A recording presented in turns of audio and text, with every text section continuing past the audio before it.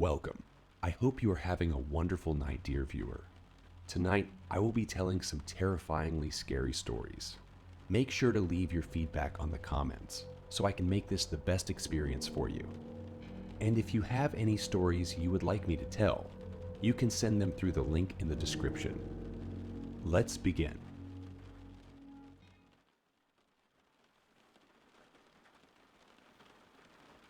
Story 1. In the mid-90s, my parents shared with me a story that left them both bewildered and haunted.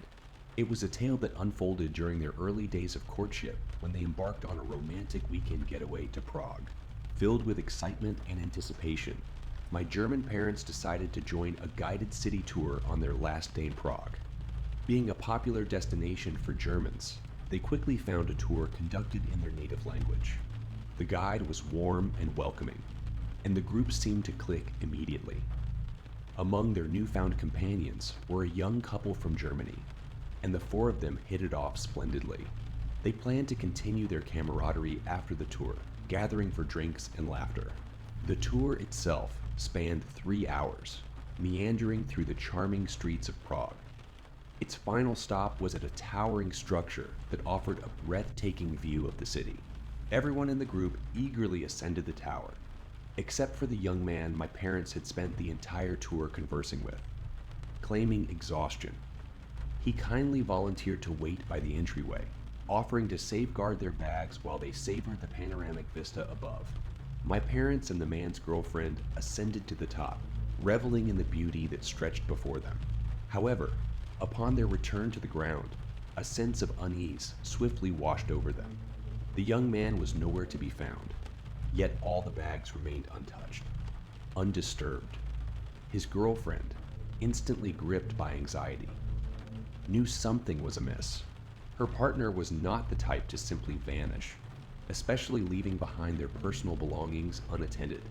As time ticked by, most of the group dispersed, assuming he had fallen ill or encountered an unexpected detour. But my parents remained, offering support to the distressed young woman. Together, they scoured the vicinity, questioning shopkeepers and bar patrons, desperately seeking any trace of the missing man. Regrettably, their efforts bore no fruit. He had seemingly vanished into thin air. Reluctantly, my parents bid farewell to the woman the following day as they returned home. However, they exchanged contact information, hoping to stay connected and offer solace amidst the lingering uncertainty. Over the years that followed, my parents maintained regular contact with the woman. Yet, as the sands of time slipped through the hourglass, the tale remained unchanged. The man remained missing, with no sign or clue to his whereabouts. During that era, the Czech Republic was notorious for grappling with the sinister underbelly of human trafficking, particularly the trade in organs.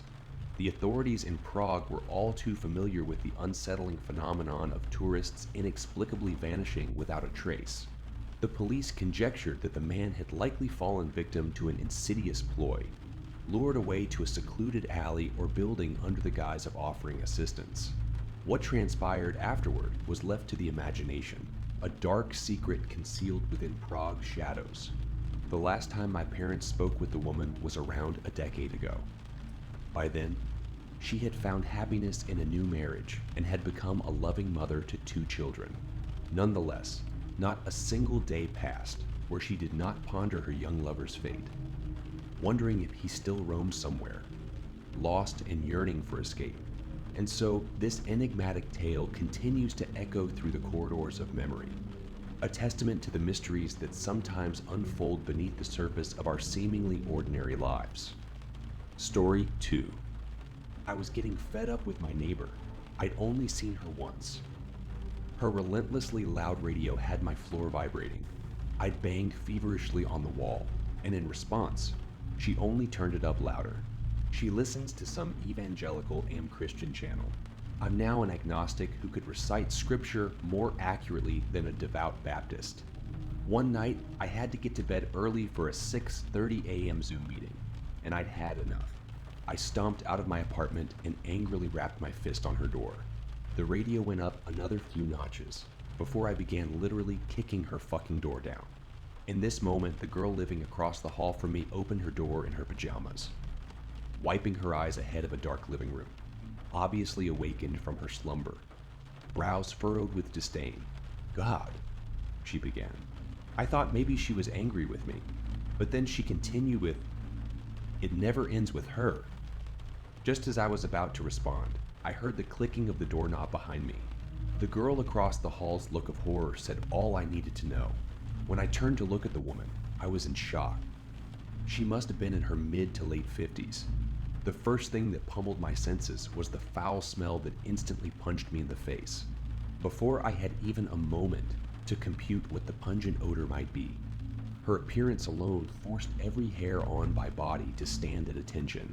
Her hair was ratty and matted, sticking up and out on all sides like she'd intentionally stuck her fingers in a light socket. The tips were blood red, receding down to gray roots, looking like she hadn't dyed it in months. Her face was pale and weathered, leathery as some albino reptile, cracks and lines all over like some map of the Mojave Desert. Nose like a bird beak, cheeks contoured and eyes with big black irises sunken into cavernous sockets in her head. She looked emaciated. What was most disquieting was that her stained, covered light blue robe was partially open to a point of exposing her saggy left breast, dangling like a missile wrapped in a sack made of flesh. In her skeletal, bony fingers was a long cigarette, 3/4 of the way smoked, but the ashes not flicked. She took a puff and blew it in my face, tapping the cigarette ashes to her floor without care. She didn't say a word. She didn't have to. My veins were pulsating with dread when I got a look at her walls, all etched with a sharp object and drawn within red and black marker crosses, both upright and upside down. Standing atop her muted TV, emitting a picture of nothing but deep blue static hues, was a giant wooden crucifix with Christ nailed to it, and scattered along her floor was garbage. From Chinese food containers to ripped open packs of baby wipes, not a word was ever spoken. The look in her eyes said pure religious indoctrination and evil. A Christian nut with no regard for other people, her apartment, or hygiene. I know this, not just because of the hellscape that was her room, or the scent of what I later could only identify as roadkill emanating from some dark corner, but because of her teeth. She flashed me a mouthful of essentially broken, missing, and rotting elongated corn kernels before slamming the door in my face. I put in earplugs, but they were of almost no help. I popped some Benadryl, and despite the religious gibberish seeping through the walls, I was able to doze off in a state of extreme fatigue for just a little while. I awoke sometime later in the middle of the night to just silence. For the first time in my 3 weeks of living here, she'd turned off her radio. The calmness was actually eerie, but I was about to be faced with something I'd not ever seen, even in my worst nightmares. I awoke on top of my covers, shoes still on, facing my bedroom door, which was wide open. I never leave it opened. Ever since I was a child, I'd been terrified of dark hallways, and this night was only a justification of my phobia. Amidst the warm glow of my hallway nightlight, I found myself in what I thought at first was only a bad dream, until my hoodie zipper stung me as it pricked out one of my arm hairs. I wasn't dreaming. In my doorway was the dark silhouette of a figure, staring down at me. The wild, matted outline of hair told me that it was one of two things: an evil clown, or my psychotic neighbor. The wafting scent of cigarettes ash confirmed the latter. I was frozen, unable to speak or move. Her eyes were wide and bulging from their sockets. From the little that I could make out, I could see the expression of fury in her gaze. "You really should leave your door locked," she muttered in a deep, scratchy voice, a voice irreparably marred from decades of inhaling carcinogens, and it was utterly unnerving. I could see that she was grasping something in her hand, but she turned and walked out before I got a chance to make it out. I was petrified, frozen, and unable to draw a single breath. I didn't sleep well that night. Not at all, in fact. The very next day, I spoke to the landlord. The words barely escaped my lips before his face degraded from passivity to rage, and he spat angrily the words, "That's it. I've had enough of that old bitch." Her sister promised she'd keep her in check. I asked what he meant when he said sister, but he thrust his shovel over his shoulder and huffed off on his haunches to the management office. I hadn't even had a chance to tell him about the smell. Only one more day had passed before the odor got so bad. I could hear people opening their doors one by one and loudly discussing it. I could sense unease in one older lady's voice. I was on my way out the door to go to my girlfriend's house. On the way out, I saw the girl from across the hall talking to the others. I don't know what the smell is, but I saw her dragging something to the dumpster. Of course, I was thinking what all of you are right now. It's her dead sister, but no. She said it was a small bag, the size of maybe a cat or a miniature dog. I left for the night and got home around 3. 0 p.m. the next day. Police were all over the parking lot and, as you could imagine, littered throughout my hallway. "I'm sorry, sir, but this is a crime scene. If you need to grab some of your things, that's fine. But for the next few hours, we need you to find somewhere else to go." I came home later that night to find her room covered in police tape and a small gathering of residents congregating in the hallway. I immediately joined them, and what I found out was utterly nightmarish. The police were called on her after she dragged another stinking garbage bag to the dumpster. So a neighbor named Joy's husband, William, went out there with gloves and ripped into it. In the bag, he discovered a hand. He didn't look further. It turns out the woman named Lois was a violent schizophrenic. She had lived with her sister, but she died one night, apparently in her sleep. Lois, speaking fast like a meth fiend, was heard explaining to police that she didn't have anywhere to bury her. So she cut her after having a vigil in the grace of God for her sister in her living room. She said she hadn't let anyone know because she didn't want her sister to leave. I still don't know why she was placed in handcuffs, but I presume it's because of her mental illness, and she was being transported to a mental hospital. Though I wonder if it was for something else. Maybe her sister hadn't just died in her sleep. Why do I think this? Because another neighbor, a guy about my age in his mid-20s named Cameron, told me a blood-chilling story. He said that one night, a few weeks ago, he was watching TV with his fiancée when all of a sudden he heard a noise, the floor of his living room creaking behind him. He turned around to find Lois standing in their doorway, brandishing an opened box cutter, and what she said I'll never forget. "You shouldn't leave your door unlocked. You never know who might live next to you before turning and walking out." Now I know what she had in her hand the night she visited me. He called police, and they said they couldn't just knock on her door and arrest her, but if she ever leaves her apartment, they could. I'm not sure how much they needed to clean in her apartment, but it was 2 months before I got another neighbor, an elderly couple. Now it's quieter, and my door is always locked, but still, in my nightmares, it never is. Story 3. Suki was assigned her maternal spirit at birth, a spirit visible only to her and her mother. Such things of only hushed, deeply secretive utterances in Japan. An appearance of white, luminescent vapor tall as a man, but with the fair, petulant face of a little girl, the embodiment of purity. Mother Akemi has instilled virtues into Suki. Work painstakingly hard.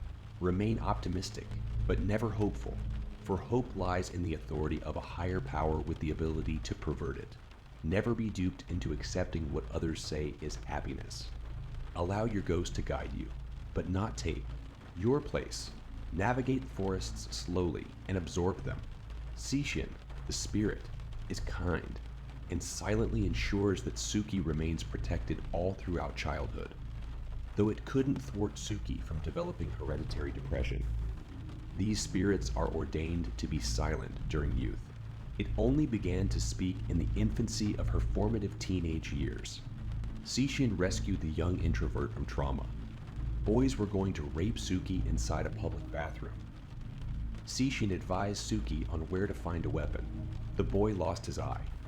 Suki keeps it on her dresser as a memento and gift to the spirit on Sishin's demand. The ghost will try to speak to you. This you can't avoid. The spirit is virtuous, but also opportunistic, as is their nature. Do not engage it, only listen, Akimi warned. However, Suki's frequent despair and loneliness rendered her vulnerable to its conversational nature. Over time, Suki became inextricably drawn into Sishin's orbit, and soon enough, they became inseparable. She never told her mother. Throughout college, the spirit became more active in her life, perhaps too active, to the extent of feeding Suki answers to her exams. She finished with 100 in each and every course she'd taken for 10 years on her way to becoming a physician. Her grades were so flawless that she was put in front of a review board and accused of cheating. Sishin told Suki exactly what to say and precisely how to articulately overcome their objections. The room of overseers were dumbstruck. Suki transitioned seamlessly into her career as a brain surgeon, though Sishin insisted she not retain any knowledge on the subject. She only studied what the spirit told her to study, the very basics, and when putting her craft into practice, Sishin instructed her step by step, incision 3.8 inches from coronal suture to parietal bone. Now, thread scope, under crest of the central sulcus, and so on. Suki excelled in her profession to head surgeon in under a year at the prestigious University of Tokyo Hospital, but never on her own, only through the will of the spirit. One day, Suki and Akimi got into a vicious argument. Suki hadn't visited her mother in months. Akimi felt abandoned by her now very arrogant and imperious child. Suki's aunt had died, and she hadn't accompanied her very lonely mother to the funeral. Akimi, Suki ostentatiously began, "You're old, alone, and useless. You've attained nothing more than 4 walls inside a rat hole, slaving in the factories all your life. You give me nothing but purposeless wisdom. And now look at me. I am the product of Sishin. I make 110 million yen this year. I walked to the grounds of my school downcast and bullied because of the cleft lip and empty virtues you bestowed on me in those years.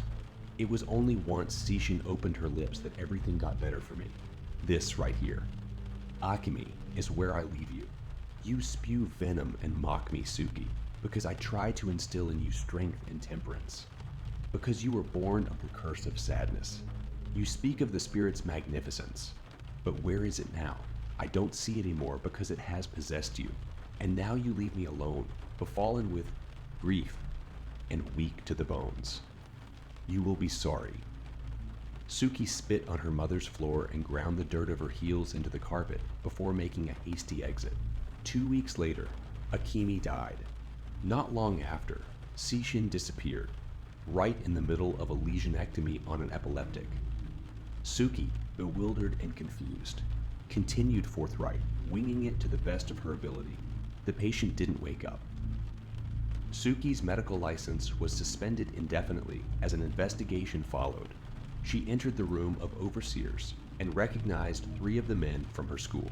On a vote of 3 to 2, Suki's license to practice medicine was revoked until the investigation was over. The family of the coma victim had come forward with a lawsuit against the hospital and Suki for a sum of 250 million yen. Suddenly, a flood of despair, misery, and grief over the death of her mother, which she'd burrowed deep into the dark crevasses of her soul, broke loose like a dam as she cried uncontrollably on her way home. A car full of teens had pulled alongside her at a light and visibly mocked Suki, hawking phlegm all over her window. Suki entered the darkness of her exorbitant condo without even flicking on the light. She tossed her bag to the kitchen floor and ignored the spillage and breaking open of a glass bottle of cold coffee and fell to her knees in tears. She went into her bedroom and opened the door to the closet and ended it. However, her knees buckled and she fell to the floor, crawling to her living room, only to find Sishin seated on her couch. "Why did you abandon me?" Look at where I am because of you. Sishin remained silent. I can get you out of this, the spirit muttered. Why did you leave? Suki, battered and defeated, then lent her hand to the venomous demon she'd become absorbed by. The next day, Sishin stayed close behind Suki as she followed with surgical precision all of the demon's instructions. To the business sector of the university hospital, to a single boardroom. As Suki peeked through the window, she recognized everyone. The board of overseers and the family of the coma victim, all in one room. Suki knocked on the door, and when Han, director of the board, opened it, the entire room fell silent with the deafening ring of shock. Standing next to Suki was the coma victim, miraculously resurrected back to life. Mr. and Mrs. Pan, I present to you your daughter, awake, lucid, and back into your arms.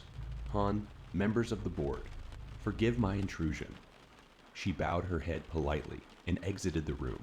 Over the next several weeks, as the investigation concluded, she became inundated with flowers and gifts from the Pan family, who retracted the lawsuit, not just because their child had awakened, but because she was also mysteriously cured of her epilepsy, and only spirits can grant miracles.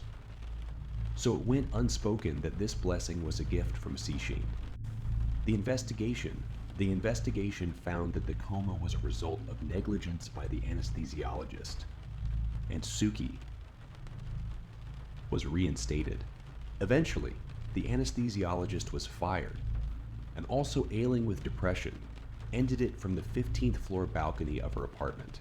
After hearing the news and accepting her reinstatement, Suki sat benumbed and cold on her sofa, recalling the conversation she had with Sishin on the way to the hospital, the day she erected the coma patient from her vegetative state. Suki, I abandoned you to make you understand the power I have over you. You see what happens when I leave. How deeply you fell into hopelessness. Do you agree that you need me? Suki nodded affirmatively. Say it aloud. Yes, say it, I need you. Sishin continued to humiliate Suki during the drive, forcing her to concede to sickening things. I was always more important to you than your mother. Your face is disfigured because your mother's womb was impure. You can't survive without me. You'll never be able to leave me. Before resurrecting the Pan's daughter in the hospital room, Suki asked Sishin how it was to be done. The last time I had the gratification of watching physical pain was when you gouged Hiraki's eye out. I lust for blood. More pain. The unconscious are easiest to possess. Sishin was gone for 2 days. Upon returning, Sishin alerted Suki to turn on the television.